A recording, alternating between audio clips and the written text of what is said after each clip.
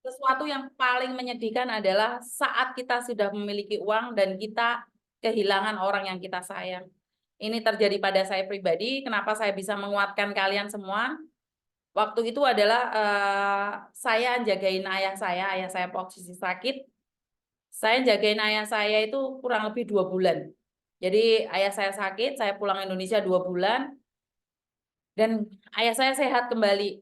Setelah beliau sehat, saya minta izin, ayah aku pingin balik lagi ke Hong Kong, boleh nggak? Dan ayahku bilang, oh, boleh, hati-hati aja. Nyampe di Indonesia, di Hong Kong baru 3 hari, ayah saya masuk ICU, dan saya tanya sama ibu saya, bolehkah saya pulang? Atau bagaimana? Ibu saya bilang, udah nggak apa-apa, kemarin kamu udah nemenin ayahmu selama berbulan-bulan, jadi ayahmu baik-baik saja. Dan setelah 3 hari saya ada di Hong Kong, ayah saya masuk ICU, dan setelah 2 hari ayah saya meninggal dunia. Dan itulah kesedihan anak rantau saat mendengar kabar orang yang paling kita sayang dipanggil Tuhan. Kesedihan yang tidak bisa apa ya? Tidak bisa diungkapkan.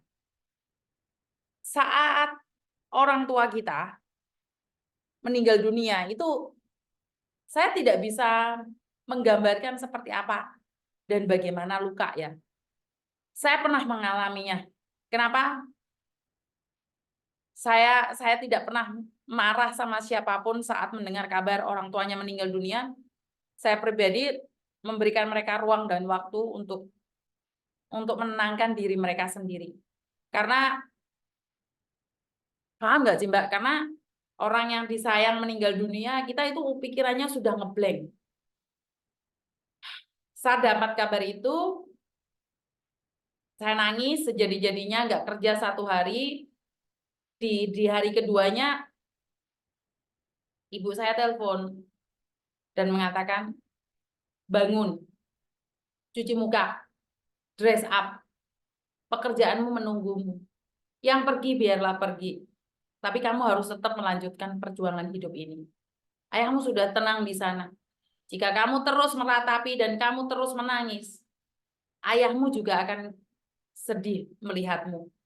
Jadi dari situ saya masih nggak sadar ya, kerja itu gampang baperan. Saya itu kerja itu masih baperan, apalagi di kantor punya masalah. Dan kan tidak semua orang tahu masalah saya. Tidak semua orang tahu bahwa ayah saya meninggal. Ya mungkin perusahaan saya tahu, tapi kan teman-teman saya di luar kan saya tidak perlu berteriak-teriak bahwa ayah saya meninggal. Saya gampang sensitif nih, saya gampang ngamuk nih. Ya saya nggak mungkin ngomong kayak gitu. Dan akhirnya seringkali saya terbakar emosi, seringkali saya marah. Akhirnya ibu saya nanya, hidupmu harus terus, yang pergi tetap akan pergi. Mau gandolano, itu nggak bisa saya. Itu sudah kontrak sama Tuhan, sudah diputus. Ayahmu harus pergi dan kamu harus melanjutkan hidupmu. Karena kamu nggak mungkin dong, ayahmu mati, kamu juga mati. Kamu punya anak yang harus kamu besarkan. Kamu punya tujuan untuk kamu hidup. Akhirnya setelah 3 bulan, saya benar-benar bisa bangkit dan bisa melupakan keadaan. Karena luka itu terlalu dalam buat saya mengambil keputusan untuk tidak pulang ke Indonesia sama sekali, Mbak. Jadi karena saya merasa bahwa pulang Indonesia itu sia-sia. Jadi ya saya nyuruh meme yang datang ke Hong Kong. Saya sendiri jarang pulang ke Indonesia. Tapi saat saya sudah merasa rindu ingin pulang ke Indonesia di tahun 2019, di akhir tahun ternyata COVID. COVID sampai melanda segitunya selama 3 tahun di Hong Kong. Dan saya baru pulang itu sebenarnya baru tahun ini aja.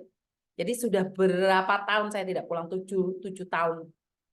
7 tahunan saya itu nggak pulang Indonesia. Jadi saya sangat mengerti sekali buat teman-teman yang saat ini lagi merantau, lagi kangen sama Indonesia, lagi mengharapkan keluarga menyayangi kalian itu saya saya itu sangat sangat memahaminya ya.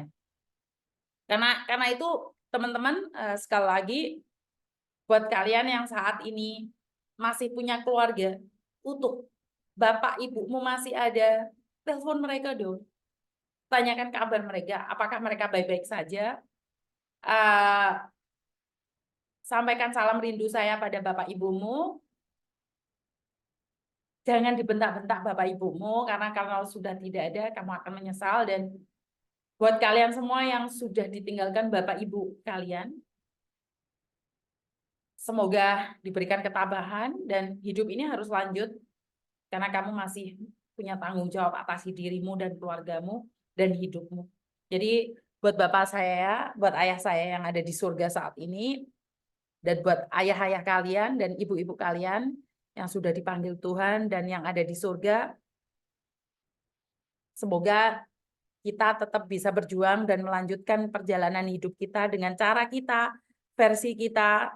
Miss, aku nangis, deres Miss.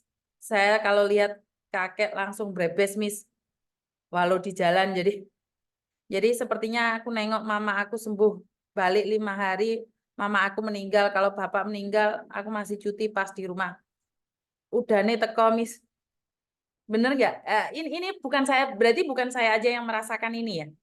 Ini bukan saya aja yang merasakan ya, sama Miss ibu bapakku, adik kakak saya semua meninggal, tapi belum bisa pulang Indonesia. Ini kata Mbak Nuri. Pedihnya itu merinding lah Mbak, merinding banget. Pedihnya itu nggak akan ada yang tahu. Orang yang saat ini ada di luar negeri dan sangat sombong sekali, sangat arogan sekali, mungkin mereka tidak pernah merasakan kehilangan. Atau mereka sudah pernah kehilangan, tapi mereka menutupin dengan kearoganan. Saya nggak tahu nih. Saya jujur saja saya nggak tahu bagaimana dan seperti apa. Jadi saya saya nggak tahu harus ngomong apa. Hancurnya hati kalau keluarga meninggal dunia. Betul Mbak, aku nggak bisa pulang Miss. Aku nek phone ibuku lo Miss sedino ping 4 ping 5 Miss. Karena nek nggak phone dipikir terus. Iya. Waalaikumsalam Miss, maaf baru hadir, nggak apa-apa Mbak, sudah 5 tahun aku belum bisa pulang. Saya juga udah mau 8 tahun Miss belum pulang karena memang dengan keadaan dan tanggung jawab saya seorang ibu sekaligus ayah Miss. Berarti bukan cuma saya aja yang merasakan kesedihan. Kalau dipikir nih, nah ini pesan lagi, satu lagi. Kalau dipikir kita yang resmi aja, kalau keluarga kita meninggal dunia, kita nggak bisa langsung pulang. Apalagi kalian-kalian ini yang saat ini kabur dari rumah majikan. Bukan hanya Hong Kong, dimanapun.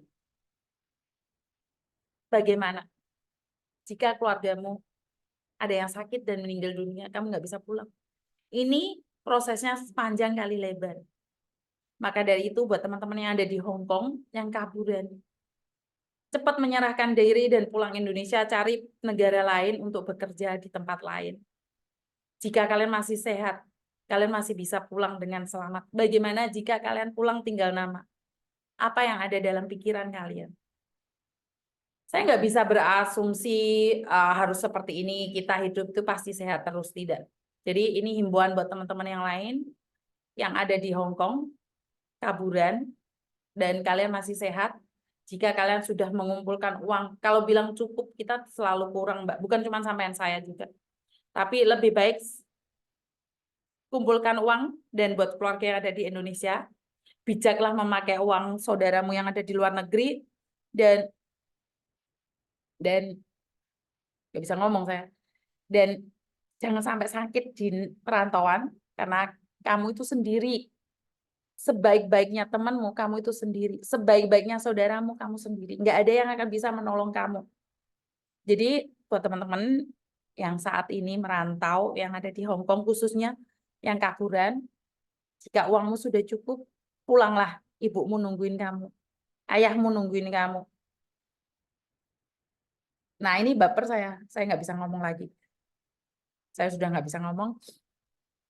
Dan itu aja dari saya mungkin ya. Saya nggak bisa ngomong nih. Ternyata banyak yang belum pulang juga ini. Itu aja dari saya, kurang lebihnya saya minta maaf teman-teman. Saya nggak bisa ngomong nih. Karena kalau kita buru uang memang nggak cukup. Apakah kalian kira saya pulang ini uang saya cukup? Nggak cukup. Tetap nggak cukup, Pak. Tapi ya tetap pulang aja. Memberanikan diri untuk pulang dan mengurangi gaya gengsi saya seperti apa dan bagaimana. Itu aja dari saya, kurang lebihnya saya minta maaf dan wassalamualaikum warahmatullahi wabarakatuh. Berkat Tuhan mengalir atas hidup kita semua. Semoga semua makhluk hidup bahagia dan terima kasih. Sampai ketemu lagi.